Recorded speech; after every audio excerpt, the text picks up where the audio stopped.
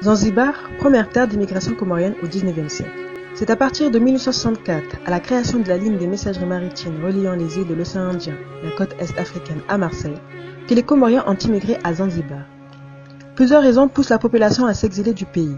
Les guerres civiles que les sultans batailleurs se menaient régulièrement, l'arrivée du sultan blanc Léon Mblo, qui a dépossédé les Comoriens de leurs terres après avoir signé un accord avec le sultan Saïd Ali bin Saïd Omar, mais aussi l'éducation religieuse.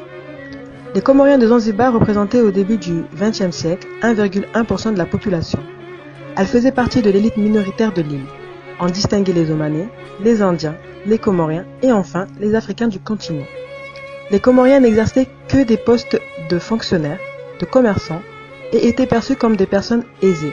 Même si de nombreux témoignages disent que les Comoriens n'oppressaient pas les Zanzibarites, ils étaient assimilés aux Omanais qui étaient détenteurs du pouvoir et de la richesse sur l'île. En 1964, lorsque l'île prend son indépendance, le mouvement des Africains du continent, présidé par John Okello, renverse le pouvoir omanais et décide d'expulser les Comoriens. La nuit du 11 au 12 janvier 1964, une chasse à l'homme est lancée.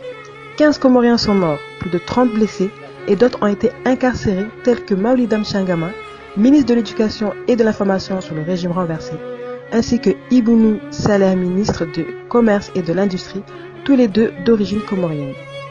Le fait le plus marquant de cette chasse à l'homme est le suicide de Abdou Mzembelia, âgé de 24 ans, qui s'est défenestré à l'hôpital de Nazim Mouja après de nombreuses tortures inhumaines.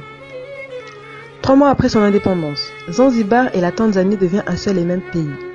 Le président Abeid Amani Karume demande une nouvelle fois l'expulsion des Comoriens et son ministre du Commerce Abdou Maalim fut contraint de démissionner le 22 novembre 1968 en raison de ses origines comoriennes.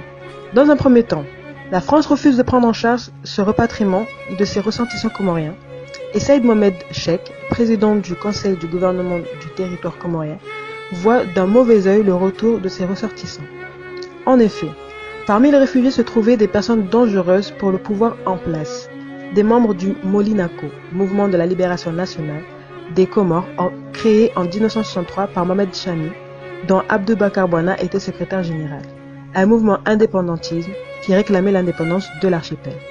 Entre 1965 et 1968, de nombreux Comoriens se sont exilés d'eux-mêmes vers le Kenya, l'Ouganda ou encore aux Comores.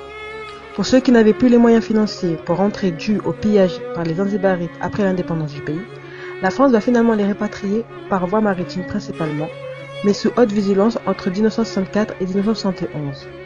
Seuls ceux qui pouvaient prouver qu'ils étaient Comoriens et qu'ils avaient de la famille sur l'archipel étaient pris en charge, à condition bien sûr qu'ils ne soient pas affiliés à un mouvement d'indépendantisme.